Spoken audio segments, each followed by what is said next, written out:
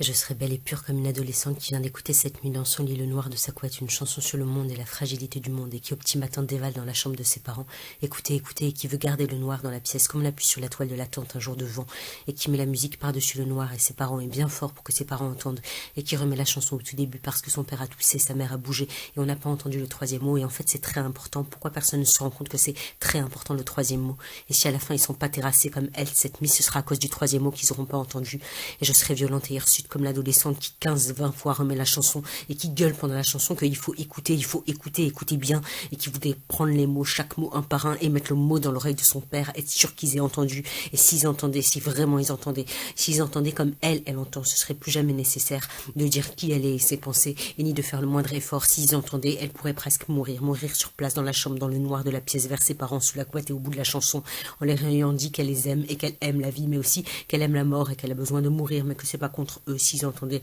s'ils écoutaient, au lieu de toujours bouger les pieds, tout serait plus facile. Et la chanson comme un paysage qu'on montre, regarde, et le paysage dans sa certitude, le paysage devant, et il suffit de regarder, mais les chansons fuyantes comme l'eau, la chanson soudain protéiforme, et je serais alors ingrate comme l'adolescente. Cette nuit, la chanson, elle était 1000 fois plus belle, 1000 fois plus intense. Cette nuit, on aurait dit que c'était pas la même chanson, toute plate ce matin, entre les deux gros phoques des parents sous les drotons. Et cette nuit, c'était le noir, vraiment dans la pièce, le noir, comme mettre sa main en cornet autour de sa propre bouche, et parler dans ses mains, et entendre sa propre voix, le noir à clocher par-dessus la tête, et ouvrir sur l'immense monde, et quand même garder le feutré des pensées, et la chanson tout près d'elle, la chanson à raser sa peau, et en même temps, la chanson jetée sur le vide, le plein vide. Mais là, la chanson est nulle. C'est ses parents qui sont nuls. Ils sont nuls, vraiment, et elle peut pas alors se suicider ce matin. Il faut encore vivre, et Choc à Pic, et bus, et lycée.